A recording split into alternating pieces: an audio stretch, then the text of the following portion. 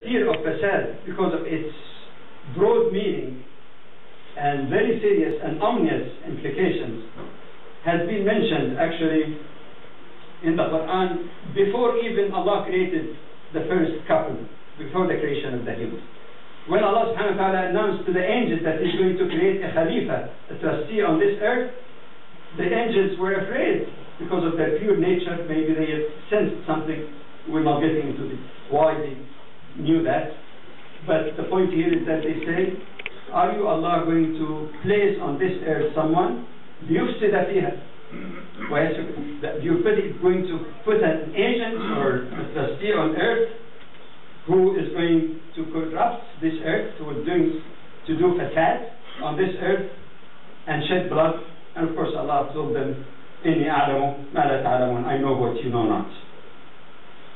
Fourthly, we notice also that the Quran shows us quite clearly that the very fact that the earth, the universe at large, has been created in coordination with a design that's good for humans, that we corrupted, but it's good in its original creation of Allah subhanahu wa ta'ala, that this in itself an evidence of wahdaniyah, of the oneness of Allah subhanahu wa ta'ala. As the Quran says, if in heavens and earth there were more than one God, they would have been fasadata, corrupted. But again, corrupted is limited, so fasad would have taken place in creation, not only on earth, but the whole, even cosmic order, cosmos would have been thrown totally in total chaos. Coming to the second point after this introductory remarks, what are the forms or maybe causes also of fasad on this earth? One is following our own whims rather than the guidance of Allah subhanahu wa ta'ala, especially our lower desires. And again from the Quran we read, if truth followed their own whims, heavens and earth would have been corrupted. Secondly, hypocrisy. The Quran speaks about people that when they speak, you love, you like what they say, but when they go, they start committing all kinds of corruption on earth and destroy life and crop. Thirdly, when people take an oath with Allah subhanahu wa ta'ala, like oath of believing in Him, or oath through their prophets like the Israelites and others, and then they break that oath, and that this is a cause of corruption on earth, breaking the oath, that these are called fasiqeen, those who deviated from the path after they have been guided to it. Again, the Quran describes them that those are the ones who commit fasad on this earth. Fourthly, it is connected in the Quran with excess. For example, when Prophet Saleh was talking to his people, the people of Thamud, he connected between obeying the orders of those who go into excesses, the musrifin, and describing them that they are the same ones who are committing fasad also on this earth. Fifthly, to accept the absolute power of people, whether king, they call themselves king, presidents, sultans, amirs, whatever they give themselves or people give to them. When it is an absolute power, it is a cause of corruption on this earth. Look at the Quran quoting the wise words of Balqis, the queen of Sheba, when Prophet Sulaiman wrote to her and so on, and her fear is that if kings enter into any village, they will cause corruption, they will make fasad and make the dignified people humiliated. Sixthly, in fact the Quran in general says that if people fail to try to stop, or had it not been that Allah checks the power or absolute power of one party of people by others, there would be corruption on this earth. A sixth connection in the Quran is between fasad and breaking family ties, relatives.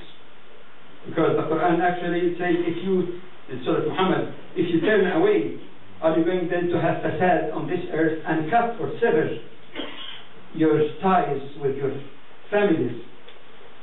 7 is to be unthankful to the blessing and ni'mah of Allah subhanahu wa ta'ala. In describing the people of Fir'aun, it says, جَحَدُوا بِهَا, they were very unthankful to Allah, even though they knew in their hearts that this is the truth that Musa alayhi salam was teaching them. Why? This is because of their injustice, because of their pride and vanity, and that the Quran says, look at the consequence of those who committed this Fassad. So that's what they did, actually described in the Quran as one form of Fassad. 8, the excessive wealth, and forgetting the one who gave that wealth.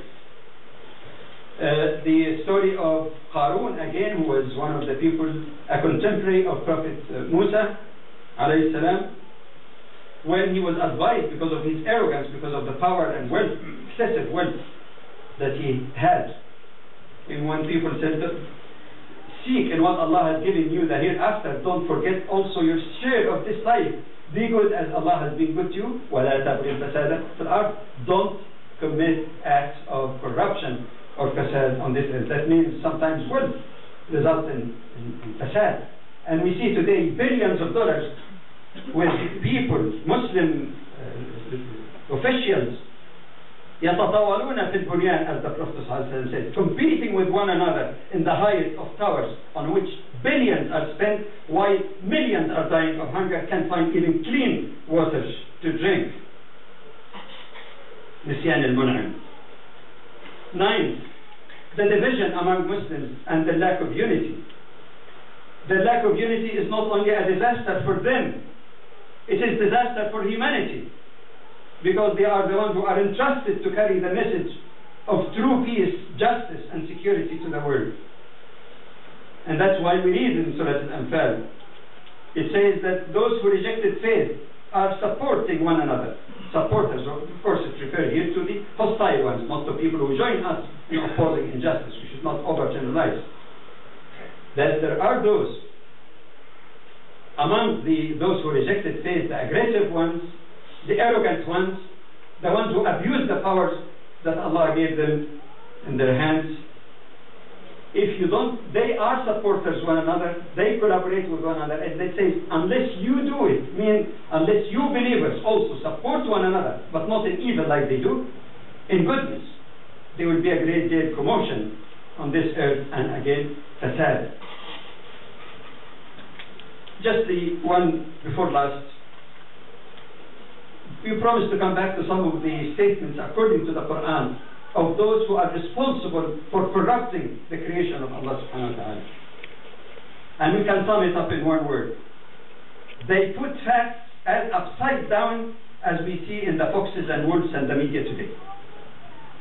The right become wrong and the wrong become right. Always this hypocrisy and twisting, so the good becomes evil and the evil becomes good, which is also one of the prophecies of the Prophet ﷺ about the end of the day.